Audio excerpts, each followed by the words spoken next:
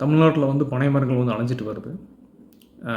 இதை நினச்சா தமிழ்நாட்டு மக்கள் ஒரே நாளில் மாற்ற முடியும். ஒரே நாளில் மாற்ற முடியும். இப்போ வந்து பார்த்திங்கன்னா, வர ஜூலை 26 அன்னைக்கு வந்து ஜூலை 26 சண்டே வருது, ஞாயிற்றுக்கிழமை வருது. அன்னைக்கு பார்த்திங்கன்னா வந்து மக்கள் ஒரு பொதுவான வந்து ஒரு பனைமரம் நடும் நிகழ்வு அப்படிங்கிறது வந்து பார்த்திங்கன்னா வந்து லான்ச் பண்ணுறோம். இதுக்கு எங்கேயும் போக வேண்டியது கிடையாது. ஜூலை 26க்கு முன்னாடி வந்து தமிழ்நாடு இது பார்க்கக்கூடிய தமிழ்நாட்டு மக்கள் கண்டிப்பாக எல்லாத்துக்கும் ஷேர் பண்ணுங்கள். கண்டிப்பாக இந்த ஈவெண்ட்டுக்கு என்கரேஜ் பண்ணுங்கள். ஃபேமிலியாகவோ ஃப்ரெண்ட்ஸ் சர்க்கிளாகவோ வந்து இது வந்து நீங்கள் ஈவெண்ட் என்கரேஜ் பண்ணுங்கள். ஏன்னா ஒரே நாளில் மாற்ற முடியும்.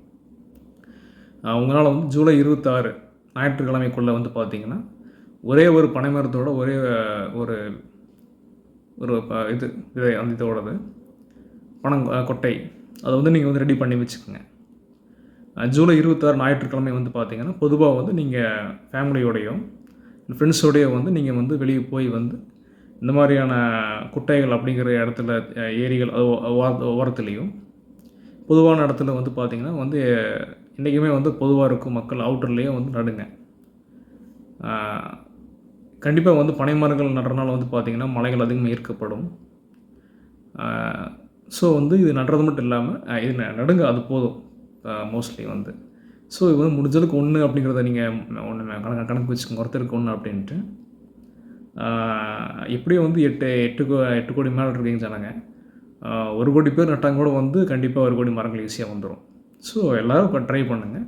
அதிக பேர்த்துக்கு வந்து அதிக பனைங்கொட்டைகள் வந்து கிடைச்சாங்க கூட அதிக பேர்த்து நீங்கள் அதிகமாக நடுங்க, ஒன்றும் தப்பு கிடையாது.